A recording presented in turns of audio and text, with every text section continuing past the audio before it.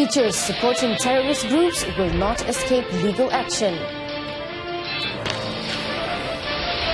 Johor to impose development charge on September 1st.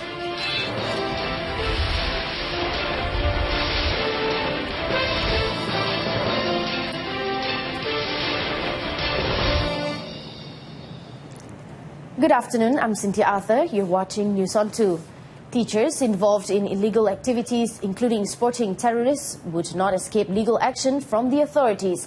Deputy Education Minister Dato' Chong Sin Woon stressed that the ministry would take immediate action if any teacher was found to have the tendency to support terror groups such as Daesh. Menyuruh semua guru supaya jangan kita ada sebarang kaitan dengan apa-apa kumpulan pengganas. Sosial media yang kita guna pakai hari ini memang mudah dan memang efisien. Tetapi biarlah platform itu digunakan untuk kebaikan. Jangan kita menggunakan kemudahan sosial media itu untuk kita terberdaya daripada kumpulan-kumpulan pengganas. Dato' Chong made the statement in reference to a secondary school counselling teacher who claimed trial at the High Court on Friday to 2 charges related to Daesh activities last year. Eradicate poverty of Indian community through education. Deputy Prime Minister Dato' Sri Dr. Ahmad Zahid Hamidi, in making the statement, said education was the best way to eradicate poverty and social ills which affected all races in the country. Dato' Sri Dr. Ahmad Zahid said in order to get rid of social ills such as gambling, drugs and gangsterism, it is important to ensure that children do not get involved in crime, adding that unemployment is not based on race. Dato' Sri Dr. Ahmad Zahid, who is also Bagan Dato' Member of Parliament, assured that he could continue to help provide for the education needs of the Indian community through various ways that could improve their social status and life. Beginning September 1st, the Johor state government will impose a development charge of between 10 and 30% on approved projects that are altered. According to Housing and Local Government Committee Chairman Dato' Muhammad Jais Sarde, the charge would be imposed on those who change the status of their land, increase the density of a project and increase the floor size in their development. For example, a piece of land which is designated for agriculture is valued at 5 ringgit per square foot, and when the status is changed to housing, its value goes up to 15 ringgit per square foot. A development charge will be imposed. Dato' Muhammad Jais said the same charge would be imposed on someone who initially planned to build 100 houses in a project but decided to increase the density to 150 houses.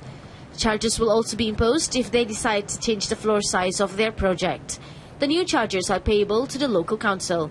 The maximum charge of 30% would be imposed on development projects within the 7 international zones, 25% under the Johor Bahru City Council's jurisdiction, 15% for those covered by local councils, and 10% by district councils. The Women, Family and Community Development Ministry has proposed to employers that they grant special leave to their employees who wish to undergo infertility treatment to help them fulfill their hope of having children. Minister Dato' Sri Rohani Abdul Karim said employers could also give an incentive or special sponsorship of infertility treatment for those with financial constraints, as the treatment could be costly. Dato' Sri Rohani said employers could also consider including the cost of subfertility treatment in the list of medical treatments covered under their panel of doctors. Dato' Sri Rohani also suggested that the health insurance industry include infertility treatment as an insured medical treatment, as all this while it was not considered a disease, although the World Health Organization had defined it as a disease of the reproductive system. She noted that since 1979, the National Population and Family Development Board, LPPKN, had been providing infertility treatment, and to date, more than 4,000 pregnancies had been recorded. The total fertility rate in the country is expected to experience a drop to 1.91% by 2020 from 6.7% in 1957.